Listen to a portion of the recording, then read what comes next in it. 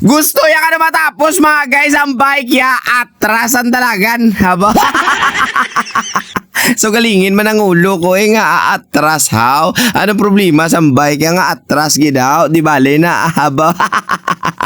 So mga guys, ang aton unit gali. So 26 sir. So ambal niya sa ako no. Doon isla mo talaga mapisa-pisa. Yang nga dapat islan. Kaya do pamatsyag ko do namin. Nagitani na ihaboy mo galing love ko pa siya. Abaw.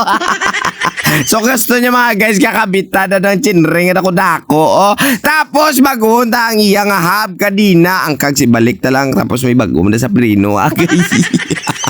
So hindi gali ni hydraulic, brake pa, yambot na lang gid So wala man na mga guys problema kung hindi ka makikiuso. Importante may preno, o di ba? Ang balyap lang nga daan kagina pagragan dapat atras bla. Ay di puta.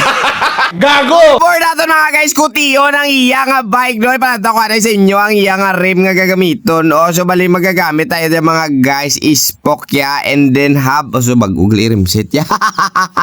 Ay hindi na tayo mabubudlayan. Siyempre budlay gali yapon kay may align pa. Yambot na lang gid So habang nag-align ako mga guys, ang ako namigo naman siyempre si Buya Lublak nagahukas sa sang kadina nga planig. Hambot lang na ni kadina yan na stroke ko. Ay ambot na lang gida. Gakuti sa mga guys ang kadina plakagina nagakumod na sa ayan na ni sa yaman. Ay hindi magkumod to. Importante mamaya may kwarta kita paldo dapat kita gaya.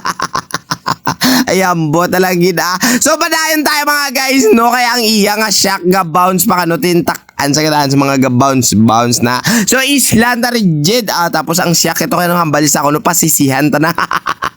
Yeah boys to nga dagat to at hambal ko siya. Ayos ako bala. Ayo di puta. So finally mga guys do na plaster ta na ang iya ganay nga crankset kaya ginanaukas ta. So bale isla to sa mga guys chinreng tapos ari na ang iya to yung preno hindi ta kalipatan iba siguro maglagan sa 150. Hindi sa palangawid lahab. Ay di puta. Wow. So finally mga guys, matapos natin po nga papadadlog ang iya nga biring siyempre gugulo na nato na rigid yung wala umpok-umpok and then ito na, magpipiswit na tayo ng tubig-tubig tapos siyempre hindi mo kalimutan tapos mapiswit tubig-tubig hangin-hangin naman mga guys no para at least ang mga kik ang mga basa-basa daw maglalabog ayaba finally.